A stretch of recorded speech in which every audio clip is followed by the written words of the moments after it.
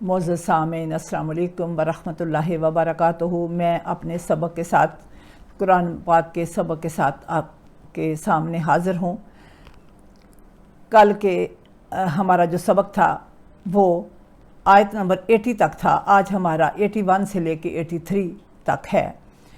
تو کل ہم نے جو سبق مکمل کیا تھا اس میں ہم نے دیکھا تھا کہ بنو اسرائیل یہودی جو ہیں ان کا کیا کہنا ہے۔ ان کا کہنا ہے کہ چند گنتی کے دن ہمیں عذاب چھوئے گا، جہنم کی آگ چھوئے گی، اس کے بعد ہمیں معافی مل جائے گی۔ اب دیکھتے ہیں کہ آج کی آیات میں اللہ رب العزت اپنے فرمودات میں کیا جاری کرتے ہیں، کیا فرماتے ہیں، تاکہ ہمیں علم ہو جائے کہ کیا واقعی یہ جو بات کر رہے ہیں یہ درست ہے۔ اعوذ باللہ من الشیطان الرجیم، بسم اللہ الرحمن الرحیم۔ بلا من کسب سیئۃ واحاطت بہ خطیئتہ فاولئک اصحاب النار۔ بلا کے لفظی معنی کیوں نہیں، ایسا کیوں نہیں ہو سکتا؟ تو بلا البتہ، بلکہ البتہ جو کوئی بدی اختیار کرے، یعنی برائیاں کمائے، برائیاں کرتا جائے، جو کوئی برائیاں اکٹھی کرتا جائے، برائی کرتا جائے، بدی اختیار کرے، وَأَحَاطَتْ بِهِ خَطِیَّتُهُ، اور اس کی برائیاں، اس کے گناہ اسے کیا کریں، اپنے گھیرے میں لے لیں۔ دوبارہ بولوں گی، البتہ جو کوئی گناہ کا راستہ اختیار کرے اور اس کے گناہ اس پر حاوی ہو جائیں، تو فَأُولَئِکَ أَصْحَابُ النَّارِ، تو ایسے لوگ اہل جہنم ہیں۔ ہم فیہا خالدون، وہ اس میں ہمیشہ رہیں گے۔ تو جیسے شروع میں نے ابھی دہرایا ہے کہ یہودیوں کا کہنا ہے کہ چند گنتی کے دن عذاب ہونے کے بعد ہمیں معافی مل جائے گی، لیکن یہ آج کے سبق کی پہلی آیہ مبارکہ کیا بیان کرتی ہے کہ ایسا کچھ نہیں ہے، ہمیشہ اس میں رہیں گے۔ یہ تھوڑی چند دنوں کی بات ان لوگوں کے لیے ہوتی ہے جو ڈرتے رہتے ہیں، جو گناہوں سے بچتے رہتے ہیں۔ بچنے کے باوجود بھی جو گناہ ہو جاتے ہیں نا، پھر ان کے لیے جو ہے علیحدہ سے وہ چیزیں ہوتی ہیں۔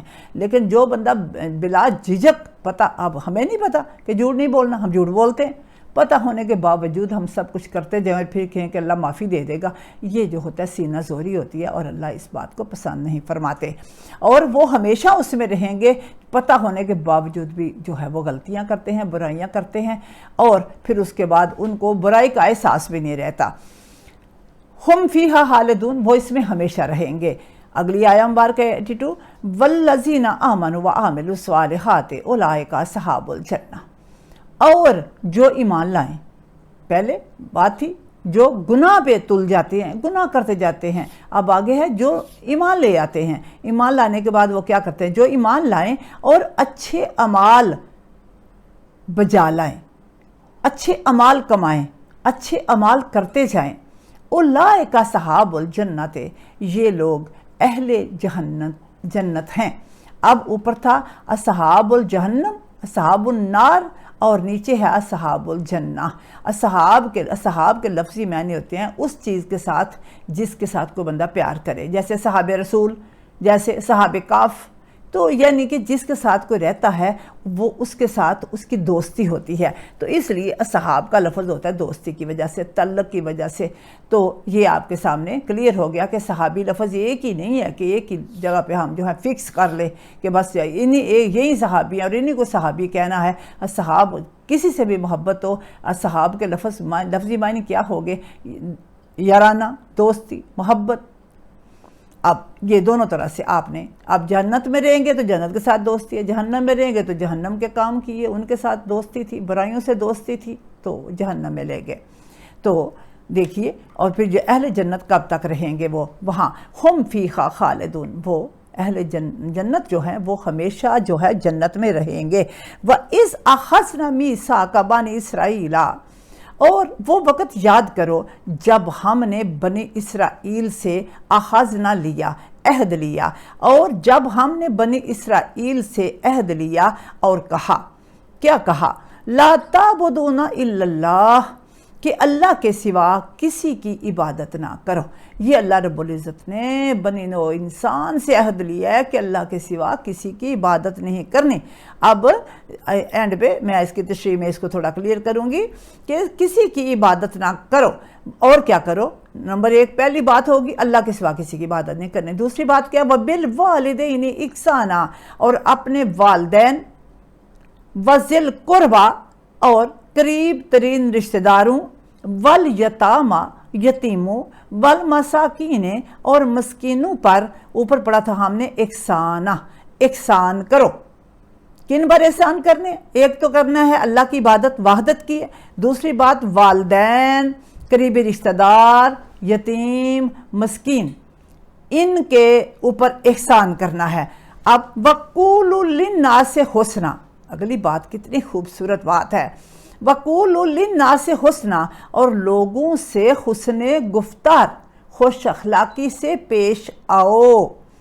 خوش اخلاقی سے پیش آنا اللہ کا حکم ہے۔ وَأَقِیمُوا الصَّلَاةَ، اور نماز قائم کرو۔ وَآتُوا الزَّکَاةَ، اور زکوٰۃ ادا کرو۔ ثم، اب یہ باتیں ہو گئیں کتنی، والدین کے ساتھ احسان، قریبی رشتہ داروں، یتیموں، مسکینوں کے ساتھ اچھا سلوک، اور آگے اخلاق کے حوالے سے لوگوں کے ساتھ حسن گفتار، اچھے اخلاق سے بات کرنا، ایسی بات کرنا کہ گفتگو سننے کے بعد اگلے بندے کا غم دور ہو جائے، دل سکون پائے، اور نماز کو قائم کرنا اور زکوٰۃ کو ادا کرنا۔ ثم تولیتم، اب اللہ کیا فرماتے ہیں کہ پھر تم نے کیا کیا، ثم پھر تولیتم، تم پھر گئے۔ یہ عہد کیا تھا، ہم سب نے یہی عہد کیا ہوا ہے، ہم یہ کریں گے، لیکن اللہ فرماتے ہیں پھر تم پھر گئے۔ لیکن کتنے لوگ نہیں پھرتے، الا قلیلا منکم، مگر تم میں سے چند لوگوں کے سوا، چند کے سوا سب پھر گئے۔ دوبارہ بولوں گی، پھر چند افراد کے سوا، چند لوگوں کے سوا تم سب اپنے وعدے سے پھر گئے۔ وَأَنْتُمْ مورزون، اللہ رب العزت فرماتے ہیں اور تم لوگ روح گردانی کرنے والے ہو، اور تم لوگ روح گردانی کرنے والے ہو، یعنی کہ تم لوگ ہے ہی منہ پھیرنے والے ہو، تم لوگوں کے اندر کوٹ کوٹ کے بے وفائی بھری ہوئی ہے۔ اب صدق اللہ العلی العظیم، یہ ہمارا آج کا سبق مکمل ہوا۔ تو اب دیکھیے ہلکی سی ہم اس کی جو ہے تشریح یا تفسیر کریں گے۔ آج کے ہمارے سبق میں کلیئر ہو گیا کہ جو بندہ برائیاں کرے گا اور مسلسل گناہ اس کو گھیر لیں اور اس کو کبھی بھی اللہ کا خوف نہ آئے تو وہ جہنم میں رہیں گے۔ جو گناہ ہو جائے تو ڈرتا رہے، توبہ طائب کر لے اور آئندہ گناہ کرنے کی کوشش نہ کرے، ایسے لوگ جو ہیں وہ نیکیاں اکٹھی کرتے ہیں، اور ایسے لوگ جو ہیں اصحاب الجنہ ہیں۔ اور اگلی جو آیہ مبارکہ ہے آخری ہے، اس میں اللہ تعالیٰ نے کچھ رشتوں کے ساتھ حسن سلوک اور عام لوگوں کے ساتھ حسن سلوک کا اسپیشل جو ہے وہ حکم دیا ہے۔ اب ہم نے دیکھنا ہے کیا ہماری گفتگو، آپ کسی آفس میں چلے جاؤ، آپ کسی کے پاس چلے جاؤ، آپ دیکھو گے ہمارے منہ کے اندر سے آگ نکلتی ہے۔ ہم کبھی بھی کسی کے ساتھ اچھی گفتگو کرنے کے لیے تیار نہیں ہیں۔ آپ کسی سے پوچھ لو، سیدھا راستہ کوئی نہیں بتاتا۔ تو یہ عالم ہے ہماری مسلمانی کا، اور یہ ہم پھر بھی ڈٹے ہوئے ہیں کہ ہم مسلمان ہیں۔ مسلمان وہ ہوتا ہے جس کے قول فعل عمل سے نظر آئے واقعی یہ سرکار دو عالم صلی اللہ علیہ وآلہ وسلم کی ذات سے وابستہ ہے۔ ہمارے آقا کریم صلی اللہ علیہ وآلہ وسلم کی ذات تو وہ ہے کہ جن کو دیکھ کر کافر کلمہ پڑھ لیا کرتے تھے۔ ہمارے اخلاق کردار دیکھ کر کلمہ پڑھتے ہوئے بھی لوگ جو ہیں وہ ایسے اسلام سے توبہ کر بیٹھتے ہیں۔ تو ہمیں دیکھنا ہے کہ ہم نے کیوں ان چیزوں کو چھوڑ دیا ہے۔ اب کوئی بندہ بھی خوش ہو کے نماز قائم نہیں کرتا، کوئی بندہ کسی سے حتیٰ کہ ماں سے ہی اچھے انداز سے بات نہیں کرتا، حالانکہ والدین کے ساتھ حسن سلوک کا کتنا ہے، لیکن اب رشتہ داروں کے ساتھ کتنا ہے۔ لیکن ہماری سب سے زیادہ انبن اپنے رشتہ داروں سے ہوتی ہے، والدین کے ساتھ ہوتی ہے، اور والدین ہم لوگوں نے بڑے مجرم بنائے ہوئے، حالانکہ انہوں نے بسات بار ہمارے اوپر کوشش کی، جتنا وہ کر سکتے تھے انہوں نے اولاد پہ محنت کی،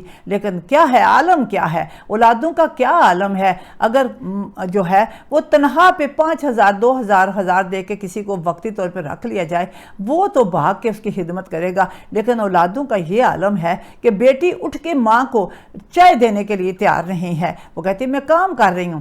بیٹا اٹھ کے کسی کام کے لیے تیار نہیں ہے، وہ کہتا ہے میں کیوں کروں، یہ تو بیٹیوں کی ڈیوٹی ہے، یا میں کیا کروں، میں فارغ نہیں ہوں۔ یعنی کسی کے دل میں بھی احساس نہیں ہوتا۔ اب آپ نے اپنے اولادوں میں چیک کرنا ہے، واقعی جو میں بات کر رہی ہوں یہ ٹھیک ہے۔ اگر احساس نہیں ہے تو چاہے ہم کتنے بھی بچے پیدا کر لیں، ہمیں سکون نہیں ملتا۔ اولاد ویسے بھی باعث آزمائش ہے، تو اب اللہ رب العزت فرماتے ہیں کہ پھر زکوٰۃ بھی دینے میں آگے دیکھ لو کہ ہم جو ہیں وہ زکوٰۃ دینے کو بھی ہمارا کہاں دل کرتا ہے، بالکل دل نہیں کرتا، اور ہم جو ہیں وہ زکوٰۃ جو ہے دیے بغیر ہی اپنے مال کا بٹوارہ کر دیتے ہیں، کہتے ہیں کہ زکوٰۃ نہ دینی پڑے۔ اس کا مطلب ہے ہم نے یہ سارے اعمال اپنے اندر چیک کرنے ہیں، آیا ان میں کتنے کام ہیں جن پہ ہم عمل کر رہے ہیں، اور کتنے کام ہیں جو ہم ابھی تک عمل درآمد نہیں کر پائے، ان کے لیے کوشش کرنی ہے۔ اللہ رب العزت فرماتے ہیں یہ سارے وعدے تم نے کر لیے تھے، پھر تم پھر گئے، اور چند لوگ، یاد رکھیے ہمیشہ قلیل تعداد میں ہی لوگ ایمان والے رہتے ہیں، میجورٹی پھر جاتی ہے، اور جو اللہ فرماتے ہیں کہ چند لوگوں نے کے سوا تم سب پھر گئے، اور تم ہے ہی پھر جانے والے تھے۔ صدق اللہ العلی العظیم وما علینا الا البلاغ المبین۔ اللہم صلی علی سیدنا و مولانا محمد وعلی آل سیدنا و مولانا محمد۔ السلام علیکم ورحمۃ اللہ وبرکاتہ۔